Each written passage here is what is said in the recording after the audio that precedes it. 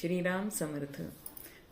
भोजराजा आणि कालिदास यांच्या अनेक कथा आपल्याला ठाऊक आहेत. त्याच्यापैकी एक कथा आपण आज बघूया की भारतं चेक्षुदंडंच कलानाथंच वर्णय कालिदास कविर्ब्रूते प्रतिपर्वरसावहम. भोजराजा कालिदासांना विचारतो की हे महाकवी, महाभारत, ऊस आणि चंद्र या तिघांचेही समर्पक असे एका शब्दामध्ये वर्णन आपण करावे. आणि त्याबरोबर कालिदासांनी अत्यंत हजरजबाबी असल्यामुळे उत्तर दिले की प्रतिपर्व सरावहा.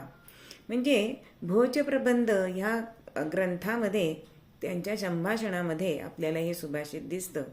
आणि ह्या प्रश्नाचं उत्तर कालिदासाने हजरजबाबीपणे दिलं. या महाभारताचे प्रत्येक पर्व रसाळ आहे.